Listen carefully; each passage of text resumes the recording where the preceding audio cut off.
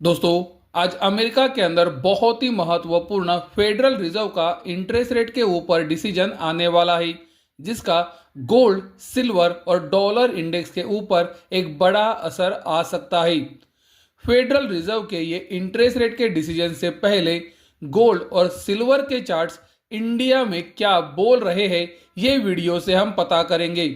उसी तरह से इंडिया के अंदर जो गोल्ड और सिल्वर के ईटीएफ ट्रेड होते हैं, वहां पर क्या संकेत आ रहे हैं, वो भी हम समझने की कोशिश करेंगे।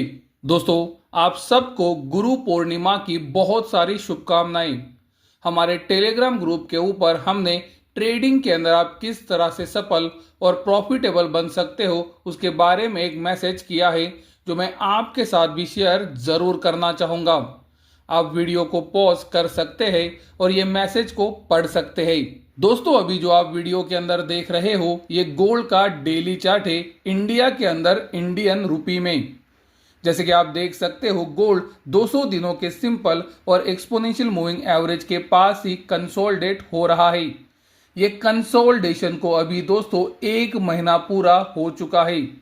गोल्ड का 200 दिनों का सिंपल और एक्सपोनेंशियल मूविंग एवरेज आता है 1,41,500 और 1,45,000 के करीब। तो दोस्तों, गोल्ड बहुत ही महत्वपूर्ण जगह खड़ा है। ये मिड पॉइंट है। यहाँ से एक तो तेजी बनेगी या फिर मंदी आएगी, क्योंकि दोस्तों जैसे कि हमने आपको हमेशा कहा है, 200 दिनों का सिंपल और exponential moving average trend decide करते हैं, ट्रेंड तय करते हैं।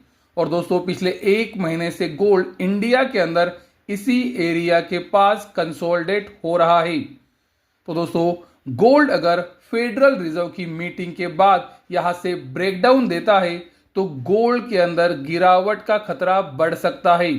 और इसका कारण यही है कि गोल्ड ने पिछले 1 महीने से यहां पर कंसोलिडेट किया है। अगर गिरावट का खतरा रोकना है, तो गोल्ड को यहां से तुरंत रिकवरी दिखानी चाहिए और 200 दिनों के सिंपल और एक्सपोनेंशियल मूविंग एवरेजेस के ऊपर ट्रेड करना चाहिए। उसी तरह से दोस्तों, आप सिल्वर का चार्ट भी देख सकते हो।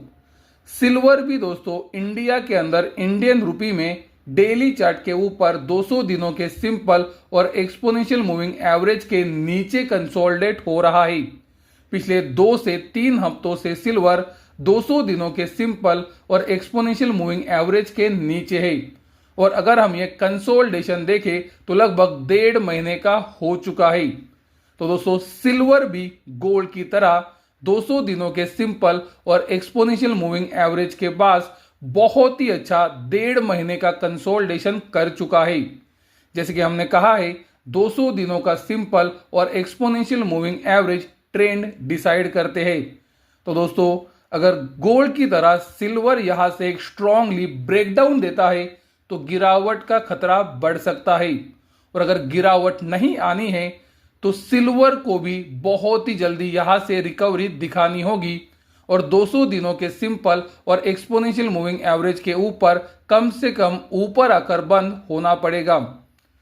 सिल्वर का इंडिया के अंदर 200 दिनों का सिंपल और एक्सपोनेंशियल मूविंग एवरेज आता है 2,23,000 और 2,34,000 पे।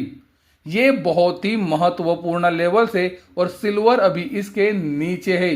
दोस्तों, आज बुधवार है और आज हमारा मेंबर ओनली वीडियो यूट्यूब के ऊपर आने वाला है, जहां पर हम वीकली अपडेट्स के बारे में डिस्कस करेंगे।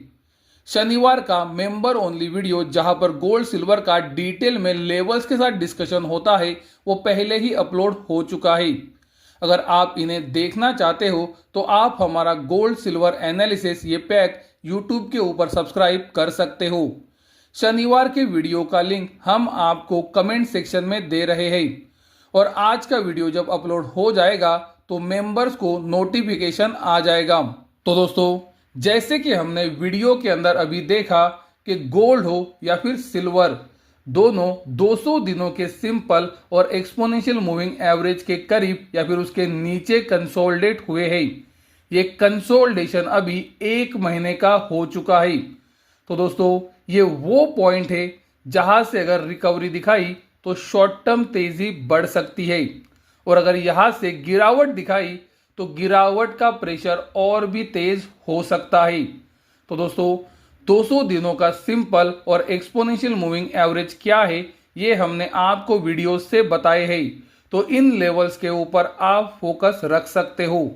दोस्तों मुझे लगता है फेडरल रिजर्व की मीटिंग के बाद एक शार्प मूव गोल्ड या सिल्वर के अंदर आ सकता है, क्योंकि 200 दिनों के सिंपल और एक्सपोनेंशियल मूविंग एवरेज के करीब बहुत ही अच्छा कंसोलिडेशन हो चुका है।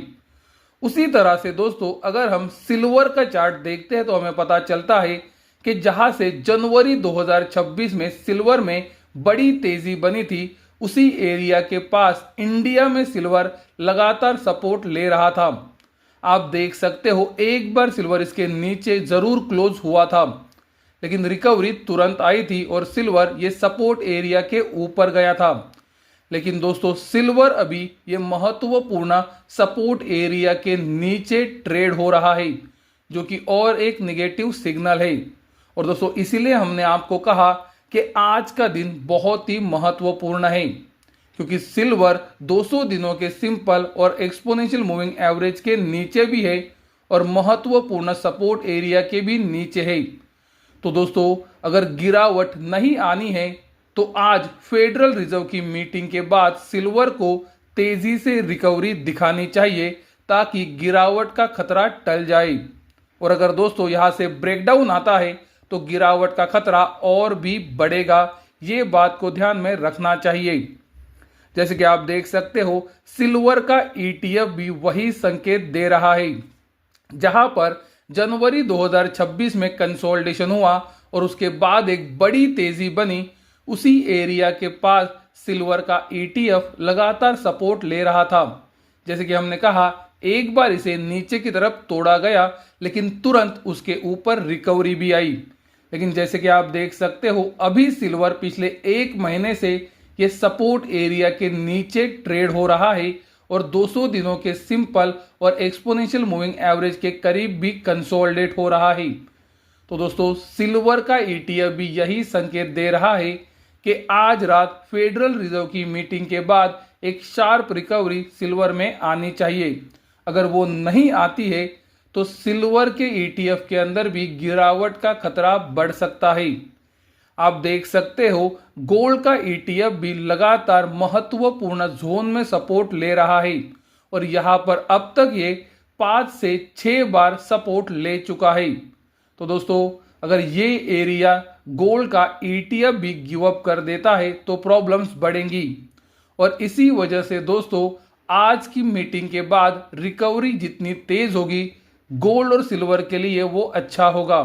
और अगर रिकवरी नहीं आती है और ब्रेकडाउन आता है तो आने वाले दिनों में और हफ्तों में गिरावट का खतरा बढ़ सकता है। अब दोस्तों वीडियो के आखिरी में मैं आपको फिर से एक बार वही बताऊंगा जो पिछले 2 महीनों से बताते आ रहा हूं। गोल्ड जब तक $3,886 के ऊपर है प्रॉब्लम नहीं है, और पिछले 1.5 महीने से गोल्ड ने इसे रिस्पेक्ट भी किया है। गोल्ड जब भी ये एरिया के करीब आया है वहां से बाउंस बैक आया है, तो पिछले 1.5 महीनों से ये एरिया ने गोल्ड को सपोर्ट प्रोवाइड किया है। इंटरनेशनल मार्केट में ये एरिया बहुत ही महत्वपूर्ण है और गोल्ड पिछले 1.5 महीने से यहां पर कंसोलिडेट हुआ है। तो दोस्तों ये कंसोलिडेशन से अगर ब्रेकडाउन आता है और गोल्ड $3,886 के नीचे मजबूती से क्लोज हो जाता है तो गोल्ड में इंटरनेशनल मार्केट के अनुसार गिरावट का खतरा बढ़ सकता है। और दोस्तों अगर ये गिरावट नहीं आनी है तो ये कंसोलिडेशन से ब्रेकआउट आना जरूरी है। गोल्ड को यहां से रिकवरी तुरंत दिखानी जरूरी है। तो दोस्तों आज की मीटिंग बहुत ही ज्यादा महत्वपूर्ण इसीलिए भी है क्योंकि इंडिया की तरह ही इंटरनेशनल मार्केट में भी गोल्ड सबसे महत्वपूर्ण सपोर्ट एरिया के पास पिछले 1.5 महीने से कंसोलिडेट हुआ है। तो यहां से अगर ब्रेकआउट आएगा तो शॉर्ट टर्म तेजी बनने के संकेत आएंगे। महत्वपूर्ण रेजिस्टेंस क्या है यह हमने आपको वीडियो में दिखाया है, और अगर यहां से ब्रेकडाउन आएगा तो गोल्ड के अंदर गिरावट का खतरा बढ़ सकता है। दोस्तों आप पूछोगे कि कौन सी प्रोबेबिलिटी हाईएस्ट है, तो दोस्तों मेरा आंसर यही है कि फेडरल रिजर्व के चेयरमैन क्या बोलेंगे ये मुझे नहीं पता है। और दोस्तों फेडरल रिजर्व के चेयरमैन के स्पीच के समय मार्केट में एक्सट्रीम वॉलीटिलिटी भी देखी जा सकती है। और उसके बाद गोल्ड क्या करता है, इस पर दोस्तों गोल्ड की आने वाली हफ्तों की चाल क्या होगी ये तय होगा। तो दोस्तों मुझे लगता है आज का दिन बहुत ही महत्वपूर्ण है, जो गोल्ड, सिल्वर और डॉलर इंडेक्स की अगली चाल डिसाइड करेगा।